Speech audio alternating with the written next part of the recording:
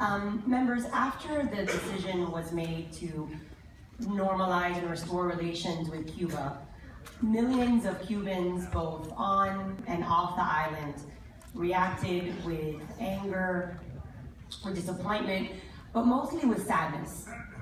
And a lot of my friends and my colleagues have asked why we care so deeply. After all, of course, I've never been to Cuba. My parents both left when they were very young. So why do we care so much? So I will ask your indulgence today, members and members of the gallery, to go with us on a bit of a journey and hope to try and have you all understand why we care so deeply, why we feel so strongly about bringing true freedom to the people of Cuba. So my mom, at age 9, one day she went to school in the morning. They were living in Cuba. My mom's the oldest of 2 girls. She went to school in the morning. They had a split session. I'm sure maybe some of you had split session when you were growing up. So she went to school in the morning, put her uniform on.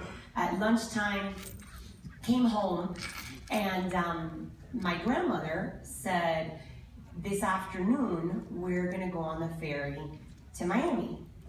Now, my mom was very precocious, but she didn't really find it too unusual, because after all, they went back and forth from Miami to, from Cuba to Miami, Havana to Miami often. But what my mom didn't know is that my grandfather, my grandfather was actually in Miami at the time. He was doing some seasonal work. That he was watching the news of the way that the Castro Revolution was being portrayed on American TV. His family had gone through an attempted communist takeover in Spain, so he recognized some of the warning signs. He called my grandmother and said, Yoleta, you're gonna have to bring the girls and come to Miami. So on that afternoon, my mom, her 6-year-old sister, and my grandmother got on the ferry, just like they did so many times. The difference was that this time, they didn't come back home.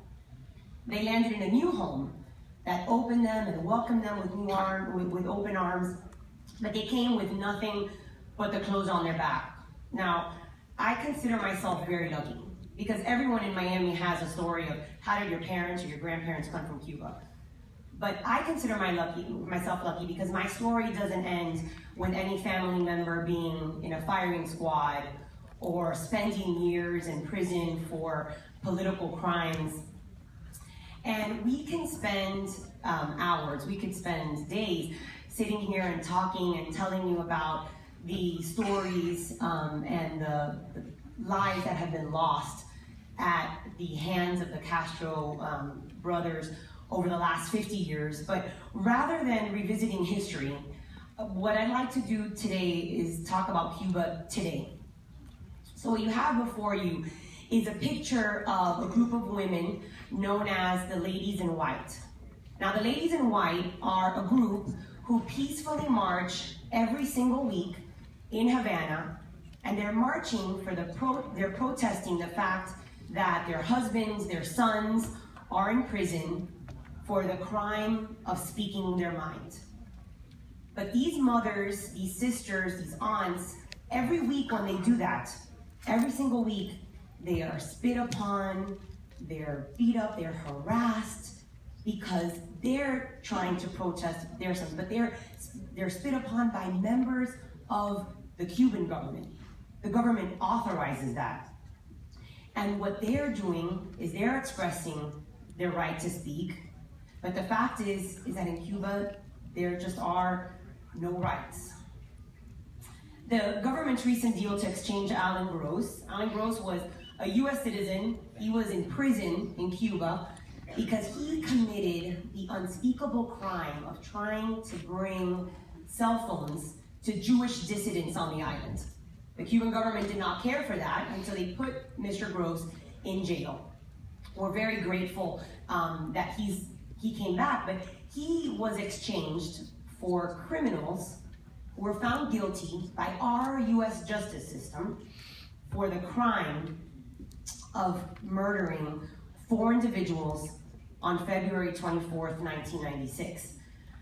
Those 4 individuals Their justice was denied. Of those 4 individuals, 3 of them were US citizens.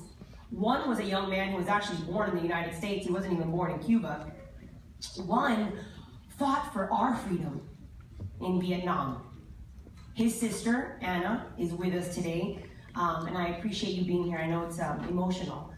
But on February 24th, 1996, those 4 individuals, they departed from Miami in search of Cuban rafters. They were part of a group that every week went out over the Straits of Florida to look for rafters who were fleeing the island. Now, for a second, imagine the desperation that you have to be in, the desperation that you have to flee, that your only option is to get on a raft and to say, I'm just gonna start going with the current, and maybe in 90 miles, I make it. Some of them do, many don't. So the Brothers to the Rescue, they were a group that went out on these freedom flights trying to find folks like this and bring them to the United States. Now what I'm gonna show you next is a video clip. This is a video clip of the Cuban government authorizing and celebrating the murder of 4 individuals who went out one morning just trying to save some people's lives.